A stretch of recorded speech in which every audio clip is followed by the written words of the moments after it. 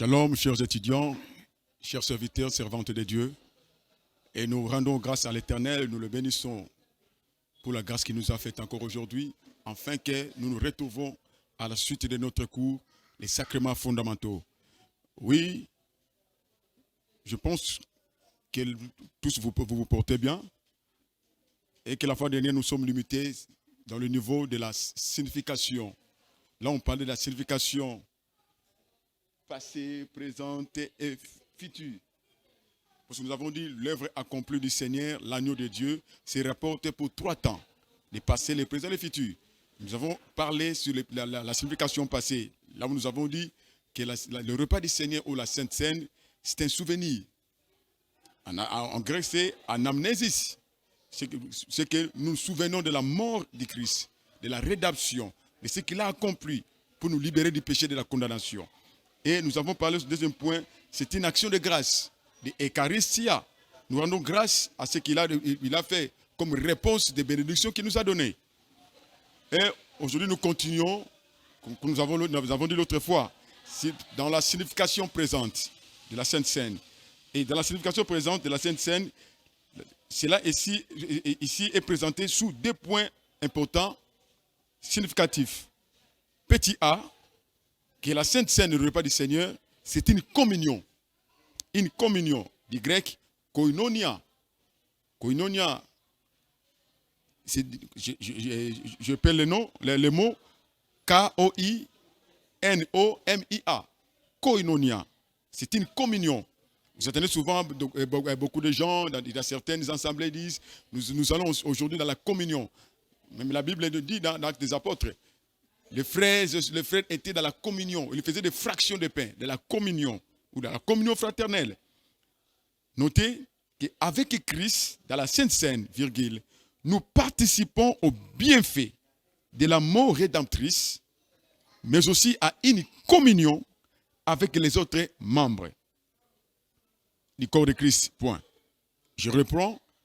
Avec Christ, dans la Sainte Seine, nous participons au bienfait de la mort rédemptrice, mais aussi à une communion avec les autres membres du corps de Christ. Là, nous voyons 1 Corinthiens chapitre 10, versets 16 à 17. Et lorsque nous partageons ce repas avec le Seigneur ressuscité, il se manifeste d'une manière spéciale. Je reprends, que lorsque nous partageons ce repas avec le Seigneur ressuscité, il se manifeste d'une manière spéciale. Car après tout, c'est lui qui est notre hôte. Voilà, il est appelé la table du Seigneur de notre nom. C'est quand nous venons partager, participer avec lui le Seigneur. C'est lui le hôte. Et quand nous venons, nous participer, il se manifeste de manière spéciale. Vous comprenez? De manière spéciale. N'oubliez pas notre but de cours, le but de cours est l'objectif. C'est qu'à la fin du cours, chacun de nous sort en comprenant des vérités qui se révèlent. Vous comprenez, chers étudiants? Et le petit B, dans la signification présente, c'est que c'est une nouvelle alliance. Là, je pense que tout le monde le connaît. C'est une nouvelle alliance. Du grec, kaine diatheke. Je peux le lettre K-A-I-N. Accent grave, diatheke, c'est D-I-A-T-H-E, accent grave, K-E, accent grave. Kaine diatheke. De kaine, la nouvelle, et diatheke, alliance. Je peux ouvrir une petite parenthèse ici. Quand on parle de l'alliance comme diatheke, c'est que dans la diatheke, ce n'est pas l'homme qui est allé chercher ou nouer l'alliance avec Dieu. Mais c'est Dieu lui-même qui est venu nouer l'alliance avec l'homme qu'il a créé à son image. C'est alors qu'il y a la différence. Dans la religion, c'est l'homme qui part conclure l'alliance avec Dieu. Mais dans diatheke, cette alliance-là, ce n'est pas l'homme. C'est Dieu lui-même qui est venu chercher l'homme pour faire l'alliance avec lui. Donc, il est venu maintenant faire la nouvelle alliance avec l'homme. Les kaine diatheke. À noter, la Sainte Seine est la reconnaissance et la proclamation de la nouvelle alliance à travers laquelle les croyants réaffirment l'autorité de Christ et leur engagement à faire sa volonté. Je reprends. La Sainte Seine est la reconnaissance et la proclamation de la nouvelle alliance à travers laquelle les croyants réaffirment l'autorité de Christ et leur engagement à faire sa volonté, à lui rester fidèle, à résister au péché et à s'identifier à sa mission.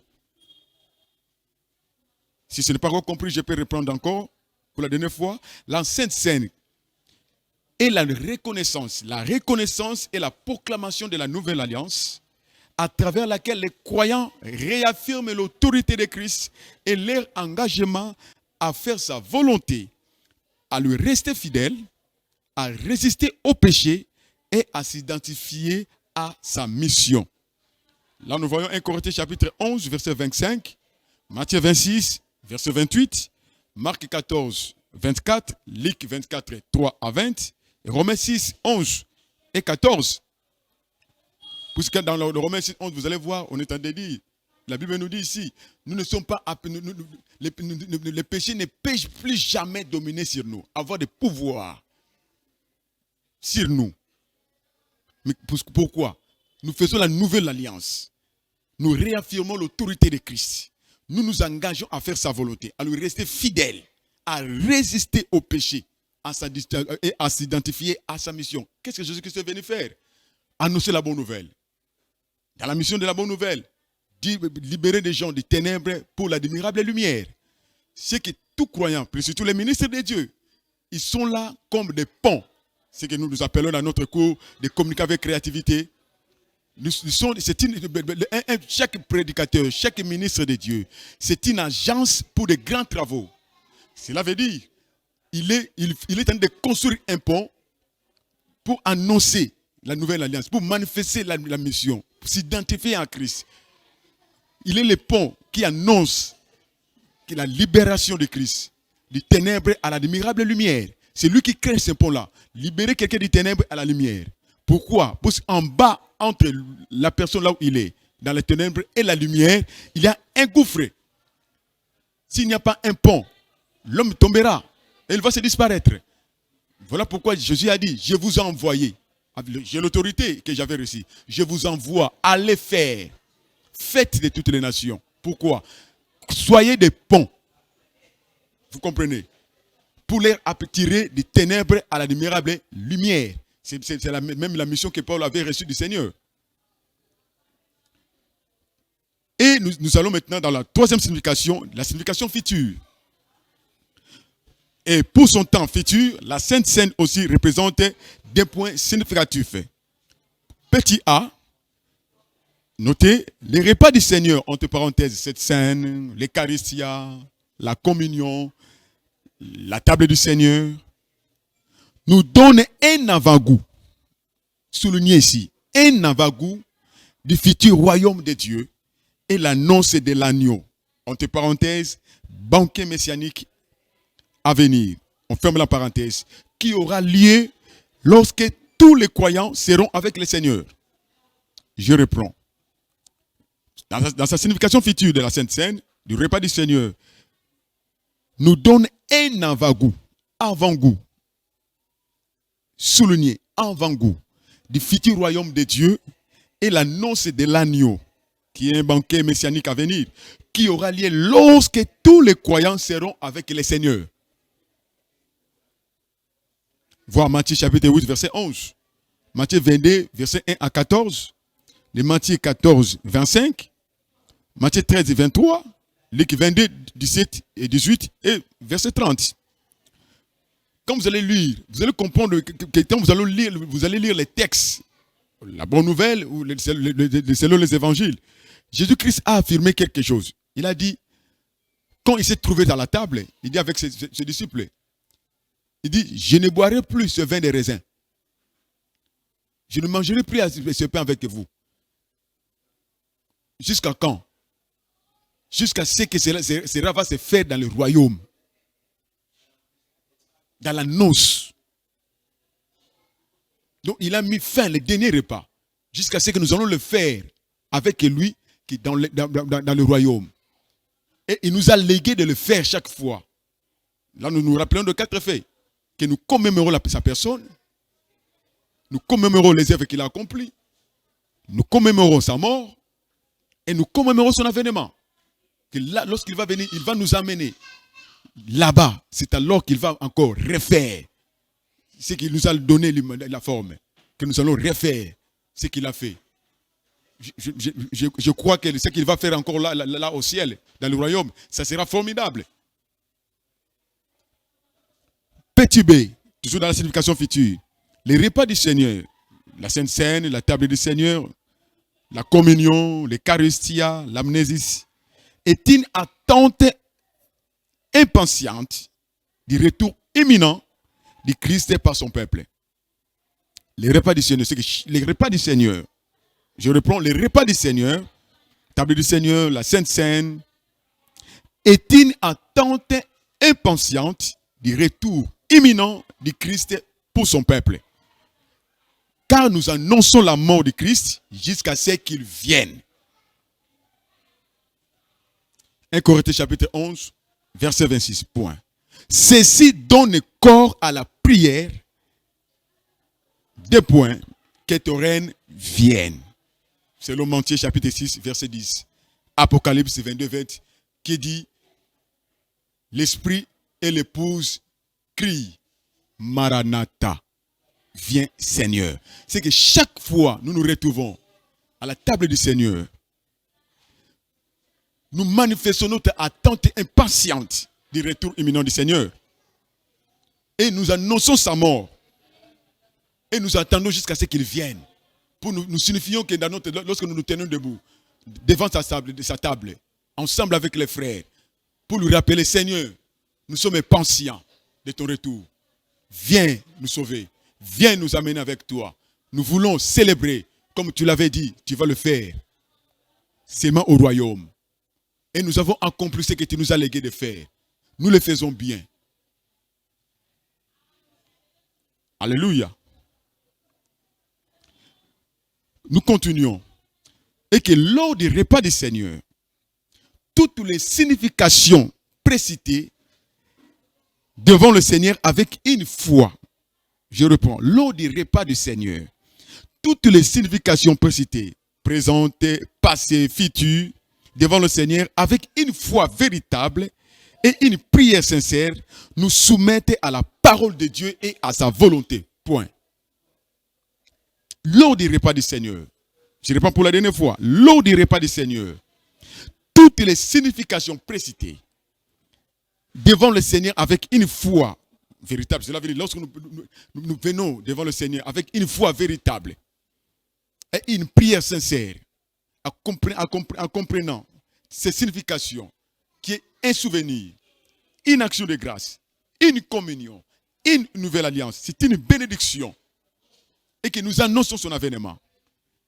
Et que ces significations nous soumettent à la parole de Dieu et à sa volonté.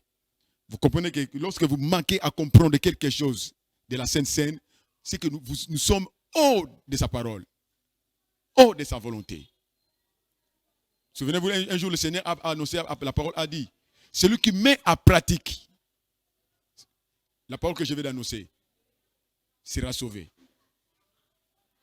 Donc quand nous comprenons la Sainte Seine, avec toutes ses significations, en venant avec la foi véritable, nous sommes soumis à la parole.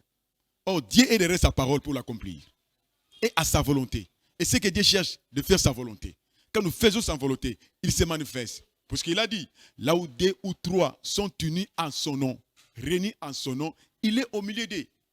Pensez maintenant, quand nous sommes réunis devant sa table propre à lui, comment il va manquer sa présence? C'est qu'il est au milieu.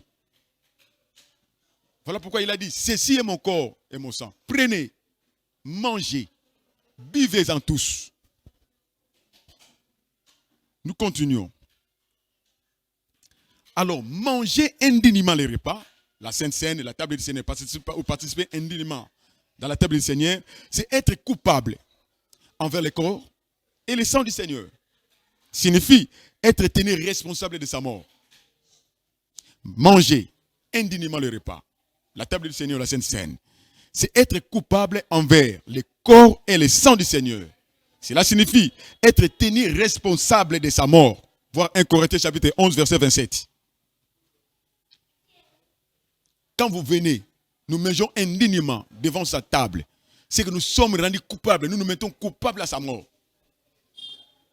Et lorsqu'on prend part à la Sainte Seine, le repas du Seigneur, ou la table du Seigneur, avec un cœur indifférent, égoïste, sans comprendre les choses, sans avoir intention ou désir de se séparer de tout péché et d'accepter l'alliance de la grâce avec toutes ses promesses et ses obligations, ceux qui participent de cette manière indigne pêchent contre le Seigneur par son corps et son sang. Je reprends. Lorsqu'on prend part à la Sainte Seine, la table du Seigneur, l'Eucharistia, l'amnésis, le koinonia, communion, kainediateke, la nouvelle alliance, quand on prend part avec un cœur indifférent, égoïste, sans avoir intention ou désir de se séparer de tout péché et d'accepter l'alliance de la grâce avec toutes ses promesses et ses obligations, ceux qui participent de cette manière indigne pêchent contre le Seigneur par son corps et son sang et tombent sous le jugement et le châtiment divin. Voilà pourquoi Paul dit, référence 1 Corinthiens chapitre 11, du verset 29 à 31. Voilà pourquoi certains parmi vous sont malades, d'autres sont morts. Pourquoi? Nous sommes pris décision de nous approcher de manière indigne, un cœur indifférent, égoïste, avec de mauvaises intentions, sans pouvoir avoir le désir de nous séparer du péché, d'accepter l'alliance de la grâce, avec toutes ses promesses et ses obligations. On vient seulement pour faire semblant aux gens. Je me souviens un jour, c'était vers l'année 2009-2010, on devait célébrer la Sainte Seine quelque part, dans une communauté, une église. Maintenant, l'orateur, l'hôte de la célébration, il vient pour dire, Dieu m'a parlé pour me dire que tout celui qui sait qu'il est sorcier, sorcière, il est un féticheur, il est venu assister dans le culte, qui ne touche pas à cette Sainte Seine, sinon il aura un châtiment terrible. Je vous assure, chers frères et sœurs, bien-aimés dans le Seigneur, chers serviteurs de Dieu, chers étudiants, les gens sont venus, nous avons tous mangé, participé dans la table du Seigneur. Après cela, il y avait une maman, c'était une grande sorcière. Elle est venue. Oh, elle était la personne que Dieu avait révélée au pasteur là. Cette femme que vous voyez, c'est une grande sorcière. Il faut que tu dises cela. Mais la maman était venue manger. La maman là était enceinte de jumeaux, de 2 enfants. Elle a mangé. Après 3 jours, la maman a commencé à avoir mal au ventre. Je vous assure, elle avait connu un avortement spontané. Je peux même peser le mot provoqué. Qui a provoqué? La Sainte Seine qu'il avait mangée. Il a reçu un châtiment. Donc le châtiment a provoqué l'avortement. De manière physique, c'était spontané. Puis elle n'était pas malade. Mais elle a mangé, elle a participé à la table du Seigneur d'une manière indigne.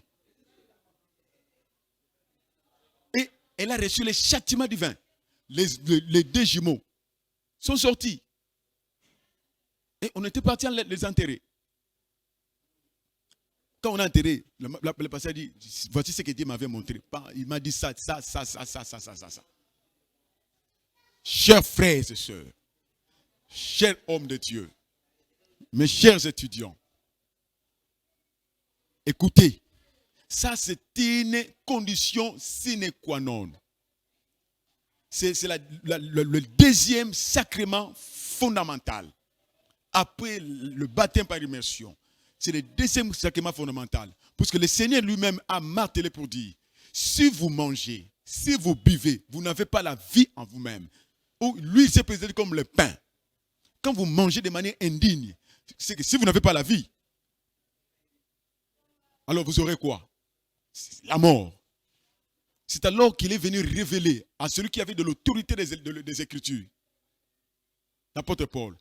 Il dit que celui qui mangera et qui mange et qui mangeait la table du Seigneur, les repas du Seigneur de manière indigne. Il dit, voilà pourquoi, regardez, certains parmi vous sont tombés malades, d'autres sont morts. Quand on mange, le Seigneur vient, il vient pour manifester sa présence, sa puissance, pour dire que c'est lui-même qui est le hôte de l'événement. Il se présente sur la table. Il y a toujours des châtiments qui en découlent. Voilà, nous donnons quelques faits remarquables. Notez, parce que nous sommes des enfants de Dieu, nous sommes des chrétiens, parce qu'il nous a donné le pouvoir de devenir enfants. Premier fait remarquable que nous trouvons, 1. Il est dangereux, notez, il est dangereux de se réunir dans la présence du Seigneur et refuser de manger son corps et de boire son sang. Il est dangereux de se réunir, de se présenter dans la présence du Seigneur, dans le culte, et refuser de manger son corps et de boire son sang. C'est que vous niez, même lèvres. Pourquoi nous rendons grâce au Seigneur de ce qu'il a accompli? Pourquoi nous nous souvenons de ce qui nous a libérés? Pourquoi nous sommes dans cette communion? Pour cette une bénédiction. Comment devons-nous entrer dans la nouvelle alliance? C'est lorsque nous mangeons et que nous participons à la Sainte Seine. La Sainte Seine nous lie, nous fait introduire, nous donne l'accès à la nouvelle alliance. Deuxième trait.